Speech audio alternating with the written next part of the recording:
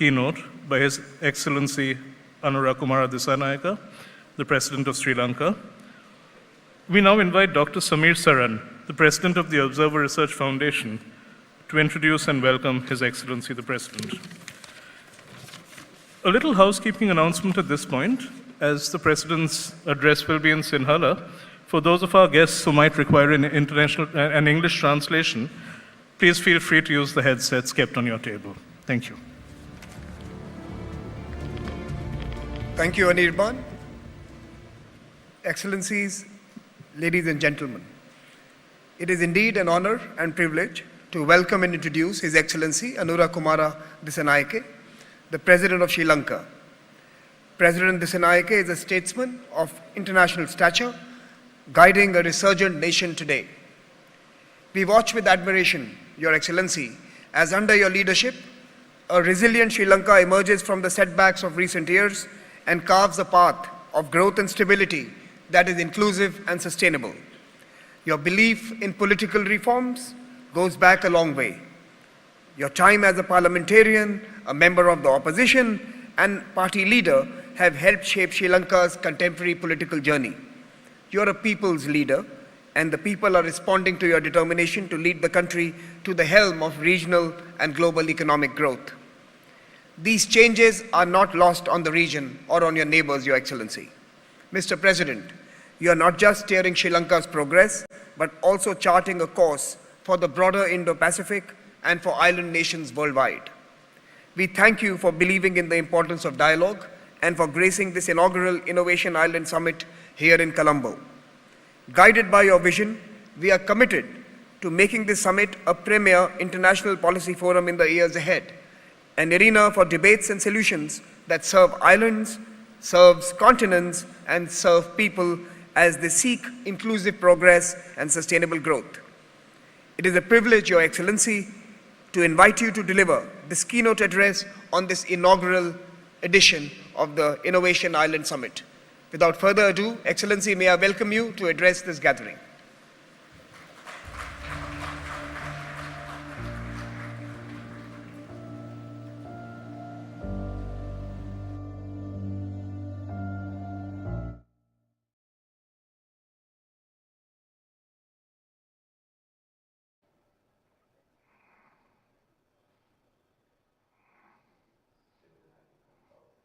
Good evening, everybody.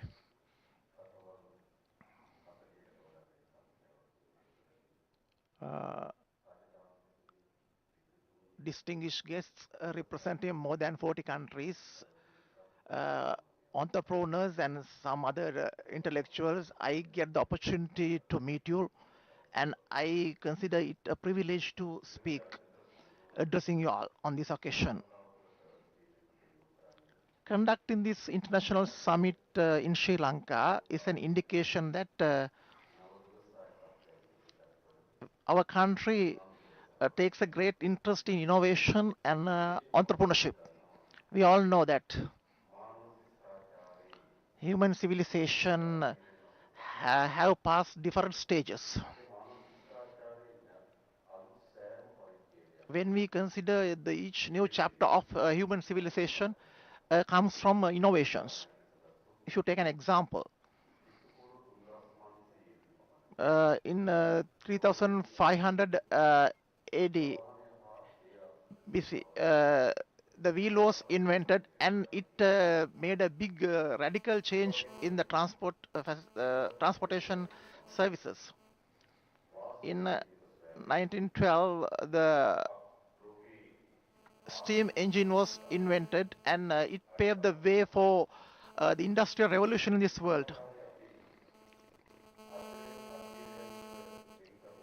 When we study the history of humans in stages, the innovations have changed all these stages, and a new stage was dawned.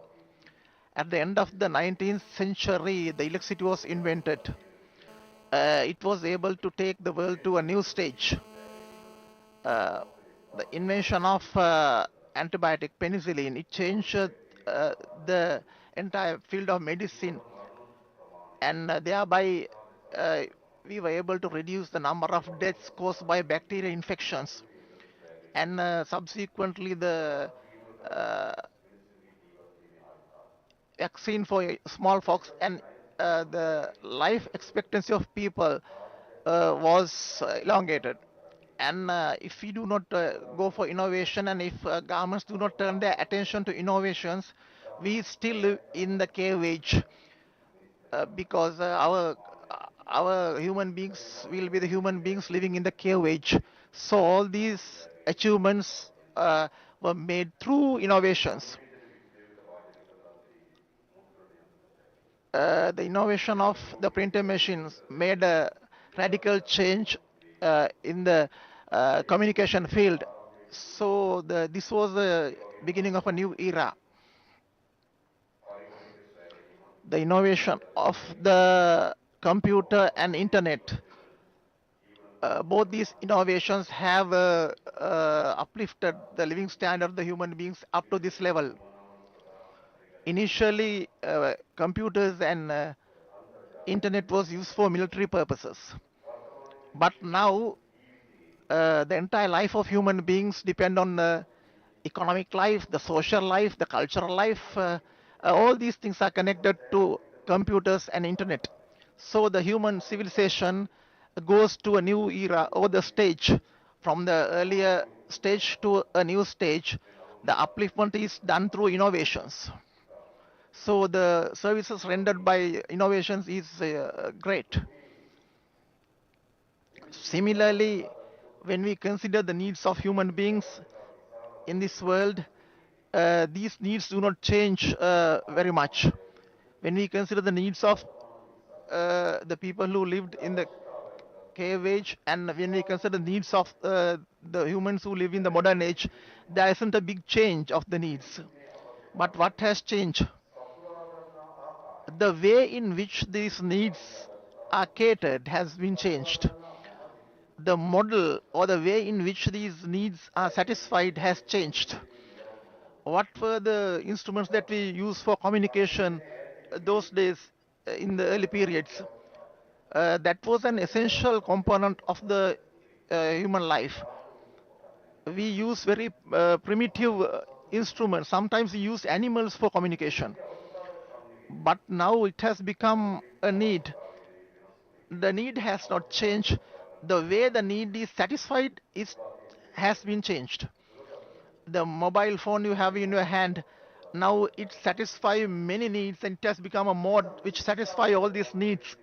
The human civilization does not change the needs of the people, but it changes the way these needs are satisfied or fulfilled by the people.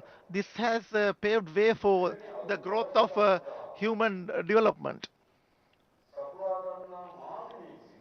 The model that we use for this purpose creates the marketplace or the market. A new market is not created if we do not change the ways in which these needs are satisfied. The present world, and many countries have achieved economic developments and social development. All these achievements have been made by by they have been able to capture the changing market and how these needs are satisfied by using that. We can see this in the neighboring India. India has a very big economy. India is one of the most powerful nations on earth. The main reason for this development is they have been able to change the model or the mode for the satisfaction of human needs. They do that through innovations. Our country is therefore, we have to follow the same path. There are many opportunities in our country for innovations. We have to use digital strategies. In 30 by 2000, we are going to create a new avenue for digital economy. Sustainable development, resilience for climatic changes, and there will be a very big opportunity in Sri Lanka for these things. Through the budget proposals this year, we have given priority for the innovations made by science, how we can make use of these innovative innovations to make marketable goods. Research we have not been able to bring that to the marketplace. Therefore, we have given priority in our budget for innovations. How can we make them marketable and how can we make them commercially viable?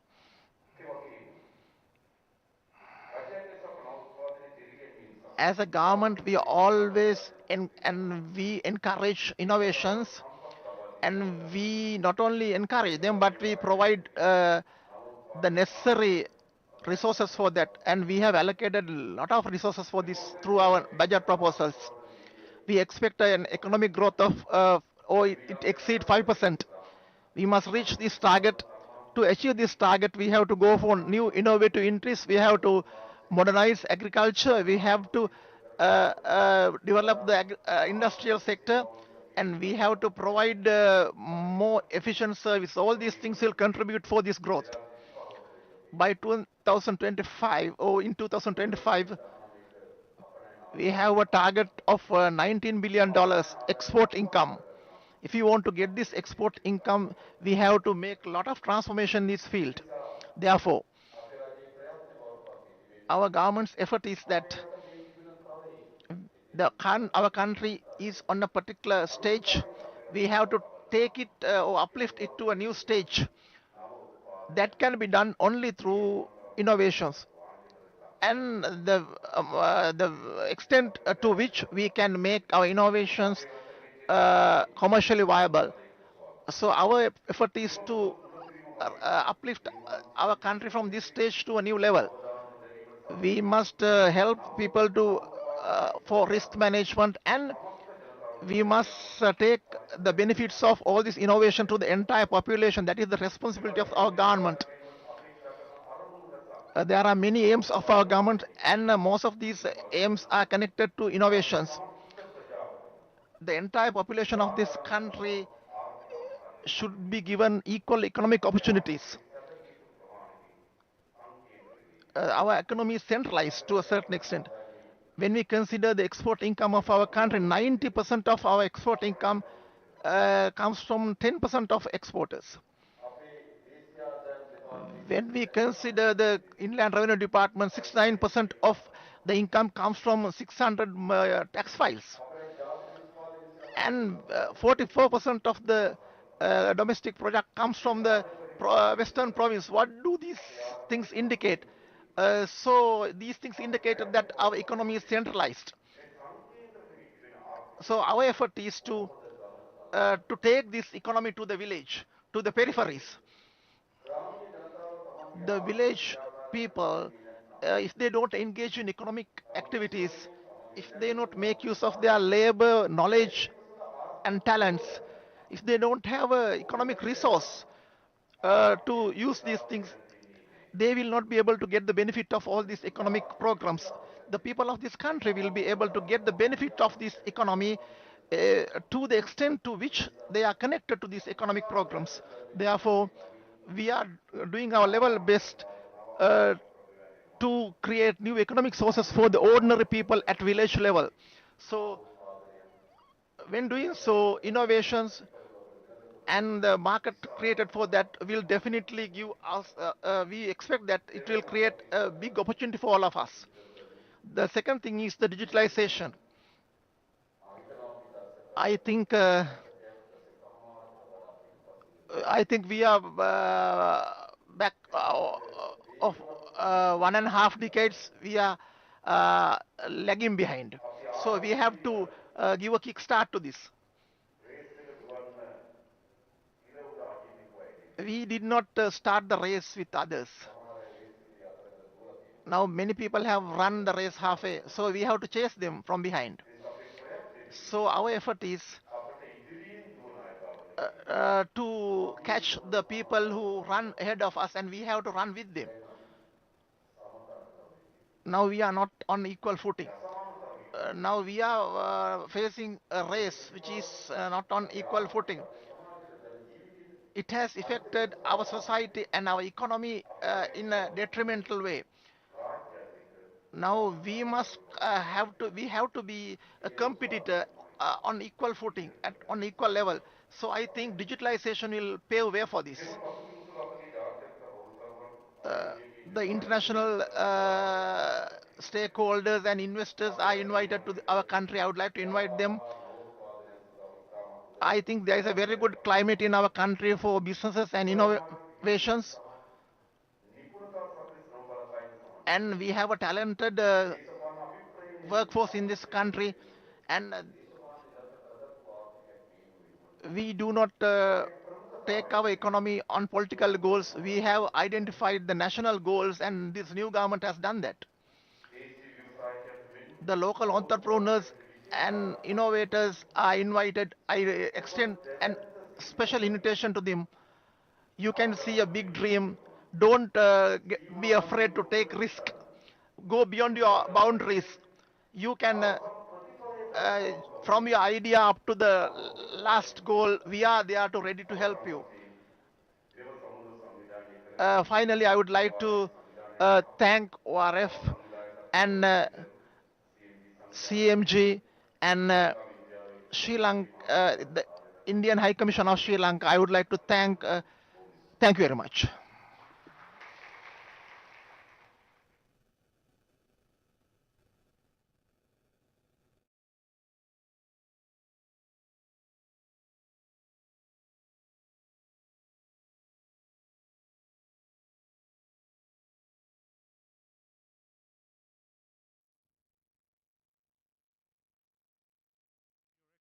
President Disanayake, thank you for your address and for setting the tone for the Innovation Island Summit. We are certain that your message about the need to turn our fullest attention to innovation and entrepreneurship, or else people and nations will be left behind, has resonated strongly with everybody in this room. Indeed, economic, cultural, and social lives are increasingly tied to digital and technological innovations, and the ways in which these needs are being satisfied has changed and continues to change dramatically. Thank you also for introducing us to the broad spectrum of initiatives being undertaken in Sri Lanka to promote initiative and to promote innovation and to take the commercial viability and growth of innovations to the next level. Your support, Mr. President, is what has translated this conference from the seed of an idea into a reality. We've started out with 100 international delegates this year, and under your leadership, we intend to double that number to 200 next year and raise it to 300 the year after. With your guidance, Your Excellency, we aim to make this the most impactful policy summit in any island nation. We also take this opportunity to thank our partners once again, the Indian High Commission in Colombo and the team led by the High Commissioner, His Excellency Santosh Jha and Navya, and Sashi Raja Mahendran, the Chairman and MD of the Capital Maharaja Group, and Shivan Daniel, CMG's Executive Group Director. We really couldn't have hoped for better allies as we set out to put the Innovation Island Summit together. And finally, a special word of thanks to all the participants and delegates present here today, many of whom have traveled very long distances to be with us. This summit, of course, wouldn't be possible without you. We've now reached the final segment of our program this evening, a Sri Lankan cultural performance by Chandana Wickramasinghe and the Dancers Guild. But first, we'd like to play a short video, a voiceover by Shivan Reddy, that explains the history and significance of this art form. Thank you.